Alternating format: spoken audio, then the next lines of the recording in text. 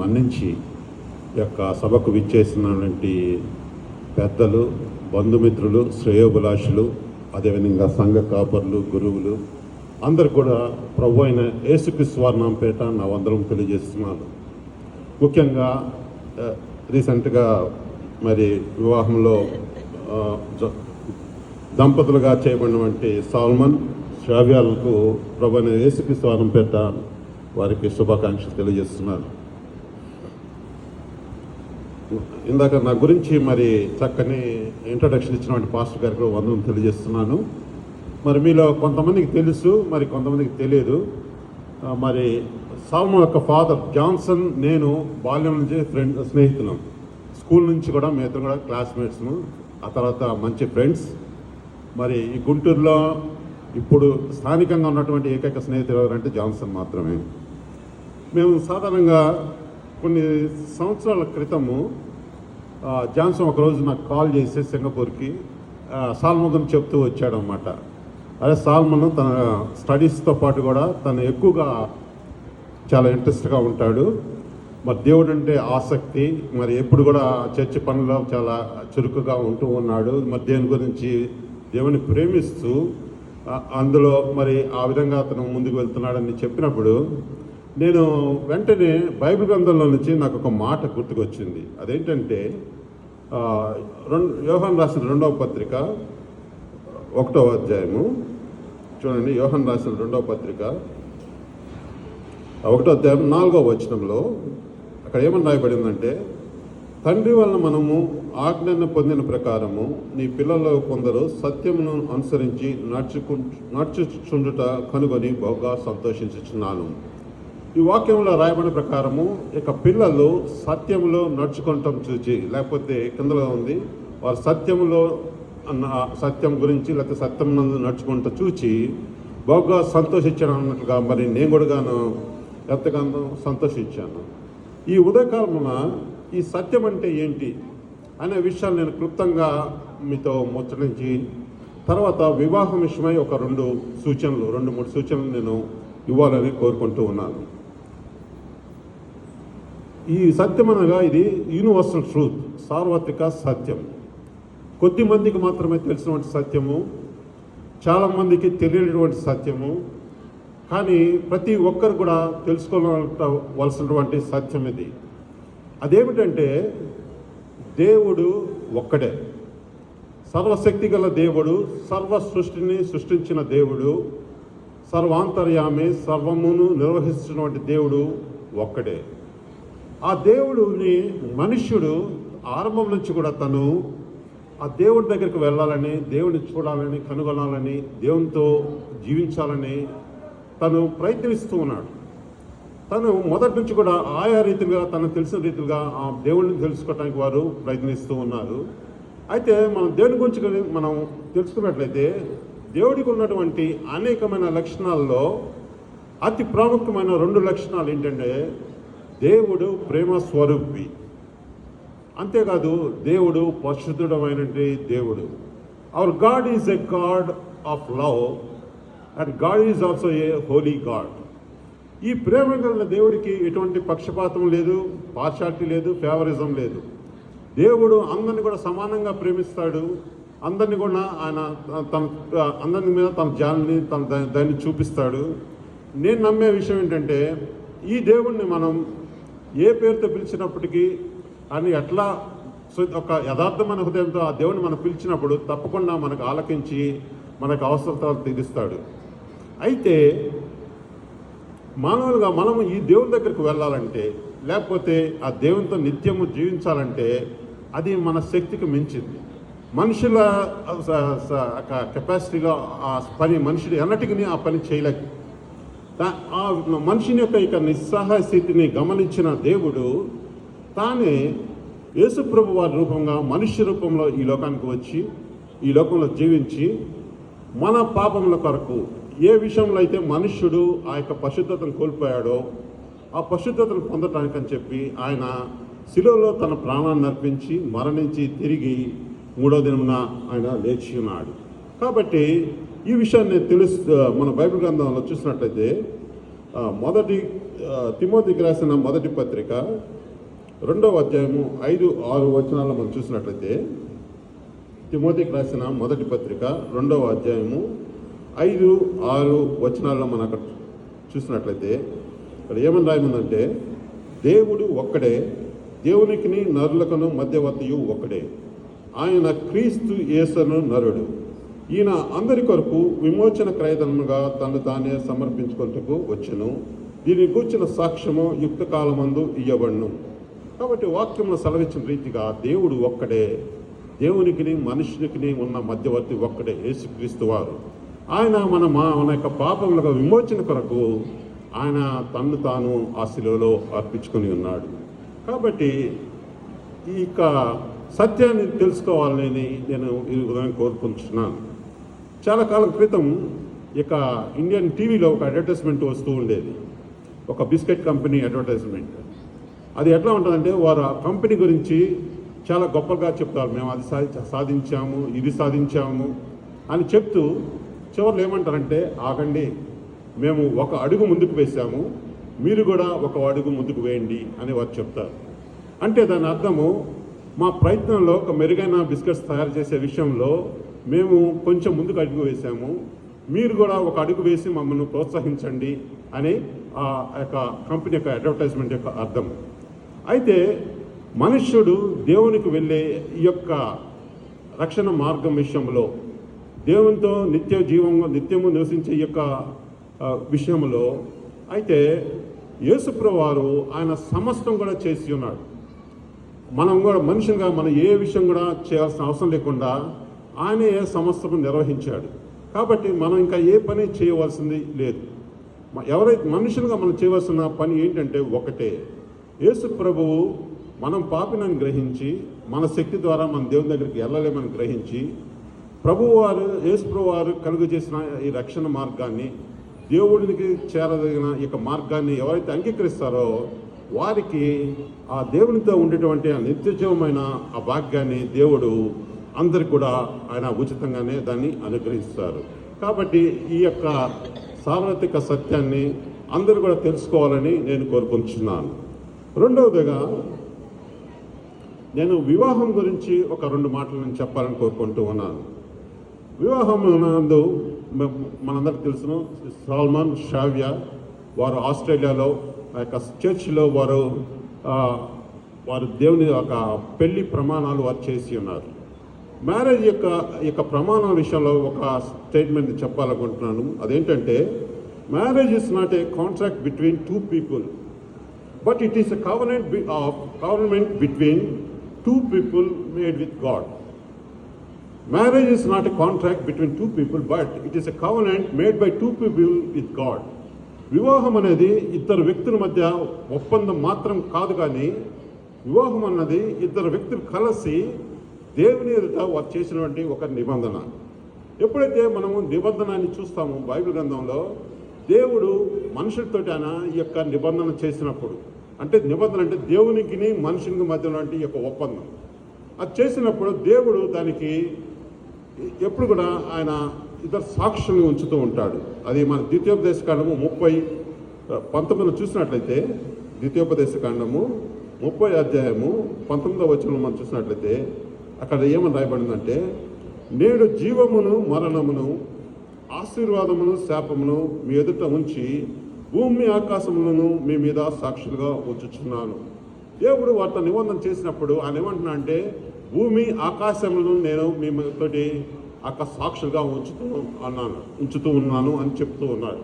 కాబట్టి ఎప్పుడైతే దేవుడితోటి మనము ఈ యొక్క ప్రమాణాలు చేసామో, ఈ నిబంధనలను కలిసి దేవునితో ఆ ఒప్పందాన్ని కుదుర్చుకున్నామో, దేవుడు మనకి ఇక 2 విషయాలు, హెవెన్ అండ్ ఎర్త్, అంటే whatever in the heaven and whatever in the earth, they are also witnessing this the holy wedding that was the oath made before God. కాబట్టి దేవుడు యొక్క ఆకాశాన్ని భూమిని సాక్షిగా పెట్టాడంటే దాని అర్థము, they are not a silent spectators. ఏదో మౌనంగా వారు చూస్తూ ఊరుకుంటారని కాదు, కానీ ఈ ఆకాశము ఈ భూమి కూడా ఒక శాటిలైట్ సిస్టమ్గా దేవునికి మనకును అవి పనిచేస్తూ ఉంటాయి. What ever is happening here, it will reach to God through haven and earth. కాబట్టి ఈ విషయాన్ని మనం గ్రహించాలి. చూడండి, ఆ విషయాన్ని మనం హోషేయ గ్రంథము 2వ అధ్యాయము 21, 22లో చూసినట్లయితే, హోషేయ గ్రంథము 2వ అధ్యాయము 21, 22లో ఆయన ఏమని రాసి చెప్తున్నారంటే, ఆ దినమున నేను మనవిని ఆలకింతును, ఆకాశపు మనవి నేను ఆలకింపగా అది భూమి యొక్క మనవి ఆలకించును, భూమి ధాన్య ద్రాక్షారస తైలముల మనవి ఆలకింపగా అవి ఇజ్రాయేలు చేయి మనవి ఆలకించును. అంటే దాని అర్థము మనుషులు చేసిన మనవిని ఈ లోకంలో ఉన్నటువంటి భూమిలో ఉన్నటువంటి పంటలు పొలాలు వారు చేసిన వాటిని ఆలకించి ఆకాశం ద్వారా ఆయన విని దానికి వారికి కావలసిన ప్రతిఫలాన్ని ఆయన దయచేస్తాడని. కాబట్టి ఈ దినమున నేను ఇక కేవలం సాల్మన్ శ్రావ్యాలకు మాత్రమే కాకుండా వివాహమైన ప్రతి ఒక్కరికి కూడా ఈ దినమున నేను సెలవిచ్చే మాట ఏంటంటే, నీ యొక్క వివాహం అనేది అది కేవలం మనుషుల మధ్య ఒప్పందం కాదు, కానీ అది దేవునితో మనం చేసుకున్నటువంటి ఒక నిబంధన అయి ఉన్నది. అందుకని యేసుప్రభువు వారు ఈ లోకంలో ఉన్నప్పుడు ఆయన పరిసయ్యులు వారు ఆ యొక్క వివాహం గురించి కొంచెం చులకనగా మాట్లాడుతూ ఆయనతో అన్నప్పుడు యేసుప్రభువు వారు ఏమని అన్నారంటే, చూడండి ఆ యొక్క మాట, మార్కు సువార్త 10వ అధ్యాయము, మార్కు సువార్త 10వ అధ్యాయము 6-9 నుంచి అక్కడ ఆయన ఏం తెలియజేస్తున్నారంటే, 9వ వచనంలో, కాబట్టి దేవుడు జతపరచిన వారిని మనుషుడు వేరు చేయకూడదని వారితో చెప్పాను. ఎందుకంటే దేవుడు సృష్టి నుంచి కూడా వారిని ఒక పురుషుని గాను స్త్రీ గాను ఆయన నియమించున్నాడు. అది ఆ విషయాన్ని మన సృష్టి ఆరంభంలో ఆదికాండంలో మనం చూస్తాము. కాబట్టి అక్కడ దేవుడు జతపరిచిన వారిని మనుషుడు వేరు చేయకూడదు. కాబట్టి మనం గమనించవలసిన విషయం ఏంటంటే, వివాహం అనేది అది దేవుని స్థితిలో దేవుని దృష్టిలో అది నిరంతరంగా ఉండేది. It is for ever. మనుషులుగా మనం ఈ లోకంలో మనం ఏమైనా నిర్ణయాలు తీసుకోవచ్చు, కానీ వివాహంలో దేవుని సందర్భంలో మనము ఆ యొక్క ఒప్పందం చేశామంటే దాని అర్థము దేవుని సమూహంలో, దేవునికి సన్నిధిలో, భూమి ఆకాశం మధ్య మరి దేవుని చేత అభిషక్తులమైనటువంటి పరిశుద్ధమైన సంఘ కాపుర్ల ఎదుట, అంతేకాకుండా అగ్ని వంటి పవిత్రమైన దేవునికి వాక్యము సాక్షిగా మనం ఇక ప్రమాణాలు చేశాం. కాబట్టి ఈ వివాహం అనేది అది నిరంతరము నిలిచి ఉండాలని మనలో ప్రతి ఒక్కరం కూడా ఈ విషయాన్ని మనం గమనించి అది మన మనసులో పదిలంగా ఉంచుకోవాలని నేను ప్రతి ఒక్కరిని కూడా హెచ్చరిస్తూ ఉన్నాను. మరొక వివాహం గురించిన ఒక ప్రాక్టికల్ విషయాన్ని మీ ముందు నేను ఉంచాలని కోరుకుంటూ ఉన్నాను. గత సంవత్సరం మే నెలలో నేను ఒక వివాహానికి హాజరయ్యాను. అది మా కజిన్ యొక్క వివాహము. ఆ వివాహం నందు వధూవరులు వారు దండలు రింగులు మార్చుకుంటున్నప్పుడు చాలామంది ఇట్లాగే మీలాగా వచ్చారు. ఒక పక్కన ఆ పెళ్లి కుమారుని యొక్క సహోదరుడు, వారి స్నేహితులు, వారందరూ కూడా డాష్ పక్కన ఉన్నారు. ఎప్పుడైతే వారు ఇద్దరు కూడా ఒప్పందాలు చేసుకొని మరి దండలు మార్చుకున్నారో, ఆ కుర్రవాళ్ళందరూ కూడా ఎంతో సంతోషంగా గంతులు వేశారు, చప్పట్లు పెట్టారు, బాణాసంచ కాల్చారు. చాలా సంతోషంగా వాళ్ళు చాలా గట్టిగా వాళ్ళు హర్షాతిరేకంతో వారు ఆనంద శబ్దాలు చేశారు. అయితే నేను స్టేజ్ మీద ఉన్నాను. ఆ టైంలో నేను చూస్తూ ఒకసారి పక్కన వివాహానికి వచ్చిన మిగతా వాళ్ళని, పెళ్ళైన వారందరూ కూడా చూస్తూ ఉన్నారు. వారందరూ కూడా హ్యాపీగా ఉన్నారు, కానీ ఆ కుర్రవాళ్ళంతా హ్యాపీగా వీళ్ళు ఎవరు లేరు. అరే ఎందుకు అందరూ కూడా మరి హ్యాపీ అని, మ్యారేజ్ అనేది, వెడ్డింగ్ అనేది ఈజ్ హ్యాపీయెస్ట్ అకేషన్ కదా. ఎందుకని వివాహంలో ఉన్నవారు, వివాహం ఆల్రెడీ చేసుకున్న వారు ఎందుకు ఇంత హ్యాపీగా లేరు అని నేను ఆలోచిస్తే, వివాహం అనేది సంతోషకరమే, కానీ married life is not always it is a bed of roses. అది ఎప్పుడు సంతోషాలతోనే ఉండదు. మన యొక్క వివాహ జీవితంలో అనేకమైన కష్ట దుఃఖాలు ఉంటాయి, సుఖ సంతోషాలు ఉంటాయి, అనేక స్టేజ్లు గుండా మనం వెళ్ళవలసి ఉంటుంది. ఇది ప్రతి ఒక్కరు కూడా, వివాహమైన ప్రతి ఒక్కరు కూడా ఇది ప్రత్యక్ష అనుభవం. కాబట్టి ఈ నూతనంగా వివాహం చేసుకున్నటువంటి సాల్మన్ శ్రావ్య వీరి వివాహంలో they going to be troubles, they going to be sorrows. అయితే వీటన్నిటికి కూడా దేవుడు ఒక ప్రాముఖ్యమైన ఒక ప్రామిస్ మనకి ఇస్తూ ఉన్నాడు బైబిల్ గ్రంథంలో నుంచి.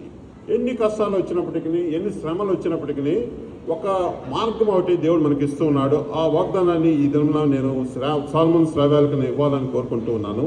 అదేమిటంటే, ఫిలిప్పీయులకు రాసిన పత్రిక 4వ అధ్యాయము 6వ వచనంలో, 6-7 వచనంలో, ఫిలిప్పీయులకు రాసిన పత్రిక 4వ అధ్యాయము 6-7 వచనాలు, దేని గురించి చిత్తపడకుడు కానీ ప్రతి విషయములోనూ ప్రార్థన విజ్ఞాపనముల చేత కృతజ్ఞతాపూర్వకంగా మేము ఈ విన్నపములు దేవునికి తెలియచేయడి. అప్పుడు సమస్త జ్ఞానముకు మించిన దేవుని సమాధానము యేసుక్రీస్తు వలన మీ హృదయములకు మీ తలంపులకు కావలి ఉండును. ఇక్కడ ఏ విషయం గురించి మీరు చింతపడవద్దు అని చెప్తున్నారు. Do not worry about anything. ఏ విషయమైనప్పటికీ అది చిన్నదవచ్చు పెద్దదవచ్చు. అంటే బైబిల్ వాక్యం మనకి ఏమని తెలుస్తుంది అంటే మీరు స్ట్రెస్ తీసుకోవద్దు, అనవసరంగా వరీ అవ్వద్దు, యాంగ్జైటీ ఫీల్ అవ్వద్దు. ప్రతి విషయాన్ని కూడా bring it to the God. మీరు దేవునికి ఆ విషయాన్ని ప్రార్థన మీరు తీసుకొచ్చినప్పుడు అప్పుడు సమస్త జ్ఞానంగా మించిన అంటే beyond our understanding that peace will rule our hearts. ఈ లోకంలో మనకు కావాల్సిన సమాధానం కదండి. ప్రతి పరిస్థితిలో కనుక మనము ఆ సమాధానం మన హృదయంలో ఉన్నప్పుడు మనం ఈజీగా ఆ సమస్యను మనం సాల్వ్ చేయగలము, లేకపోతే దాన్ని ఎదుర్కోగలము. కాబట్టి వివాహంలో మరి కొత్తగా అడుగు పెడుతున్నటువంటి వీరు ఈ యొక్క మాటను తీసుకొని ప్రతి విషయాన్ని కూడా ఇరువురు కలిసి మరి దేవుని సన్నిధిలో ప్రార్థన చేసి అప్పుడు దేవుడు మీ హృదయాలకు నేను కావాలి ఉంటానంటున్నాడు. దేవుని వాక్యం సెలవిస్తూ ఉన్నారు, మీరు చింతపడకడి, ఎందుకంటే మీ చింత యావత్తు ఆయన మీద వేయడి, ఎందుకనగా ఆయన మీ గురించి చింతిస్తున్నాడు. అంటే మన దేవుడు మన గురించి ఆ కన్సర్న్ కలిగి ఉన్నాడు. కాబట్టి మనము మన విషయాన్ని చెప్పినప్పుడు ఆయన ఆ విషయం he will take care of that thing. కాబట్టి ఈ దినమున నేను వీరి వరకు మాత్రమే కాదు అందరికీ కూడా ఎటువంటి సమస్య ఉన్నప్పటికీ ఆ సమస్యను మనం ప్రార్థనలో ప్రభు దగ్గర పెట్టినప్పుడు ప్రభువు ఆ యొక్క సమాధానాన్ని మన హృదయాలకు ఆయన ఉంచుతానని దేవుని వాక్యము మనకు సెలవిస్తూ ఉంది. చివరిగా నేను ఒక మాట చెప్పి నేను ముగించాలని కోరుకుంటూ ఉన్నాను. మనం ఈ విధంగా ఈరోజు ఈ యొక్క వెడ్డింగ్ రిసెప్షన్కి మనందరం కూడా వచ్చాం. అదేవిధంగా చివరిగా ఒక ఫైనల్ వెడ్డింగ్ రిసెప్షన్ అనేది జరగబోతుంది. అదేంటంటే చూడండి, ప్రకటనల గ్రంథము 19వ అధ్యాయము అక్కడ 7వ అధ్యాయంలో రాయబడుతుంది, సర్వాధికారి యొక్క ప్రభువును మన దేవుడు ఏలుచున్నాడు, స్తుతించుడి. గొర్రె పిల్ల మహోత్సవ సమయం వచ్చినది, ఆయన భార్య తనను తాను సిద్ధపరచుకొని ఉన్నది కనుక మనము సంతోషపడి ఉత్సాహించి ఆయన మహిమపరచదమని చెప్పగా వింటమి. ఇక్కడ మరొక గొప్ప రిసెప్షన్, ఇక్కడ వెడ్డింగ్ విందు, వివాహోత్సవ విందు జరగబోతుంది. 9వ వచనంలో ఈ విధంగా రాయబడి ఉంది. అదేంటంటే, మరియు అతను నాతో ఇలాగ చెప్పాను, గొర్రె పిల్ల పెండ్లి విందుకు పిలబడిన వారు ధన్యులని రాయము. ఎందుకంటే మరియు ఈ మాటలు దేవుని యథార్థన మాటలని నాతో చెప్పుచూ ఉన్నాడు. ఇక్కడ ఇంగ్లీష్లో ఏమందంటే, and he said unto me, right, blessed are they which were called unto the marriage supper of the Lamb. And he said unto me, they are the true sayings of God. కాబట్టి ఎవరైతే ఈ గొర్రెపిల్ల విందుకు ఆహ్వానించబడ్డారో వారందరూ కూడా ధన్యులు అని చెప్పబడుతూ ఉన్నది. ఈ యొక్క మాటని మనం అతి సామాన్య విషయంలో మనం మాట్లాడాలంటే అది మరేదో కాదండి, మన ఆత్మ పరమాత్మతోటి ఐక్యమైనటువంటి ఆ గొప్ప ఉత్సవం అది. ఆ విషయం కోసమే మానవులందరూ కూడా ఎదురు చూస్తూ ఉన్నాం. కాబట్టి ఎవరైతే ఆ యొక్క వివాహానికి హాజరుగా అవ్వాలని ఆ యొక్క ఆహ్వానాన్ని అందుకున్నారో, ఆ నిత్యము దేవుని దగ్గర ఉన్నటువంటి ఆ మార్గాన్ని ఎన్నుకున్నారో వారు ధన్యులని వాక్యం సెలవిస్తుంది. కాబట్టి ఇక్కడ ఉన్న ప్రతి ఒక్కరూ కూడా ఆ ధన్యకరమైన ఆ యొక్క పెళ్లి విందులో పాల్గొనాలని, మనందరం కూడా ఆ యొక్క మహోత్సవంలో నిరంతరము ఉండాలని, అక్కడ ఉండి మనందరం కూడా సంతోషించాలని నేను కోరుకుంటూ ఈ యొక్క వధూవరులను మరి దేవుడు వారిని ఆయుష్ ఆరోగ్యాలతో దీవిస్తూ విధంగా దేవుని మార్గంలో ఈ యొక్క సత్యంలో వారు ముందుకు సాగాలని కోరుకుంటూ ఈ యొక్క నేను ఇంకా సెలవు తీసుకుంటున్నాను. దేవుడి యొక్క మాటలు దీవించును గాక.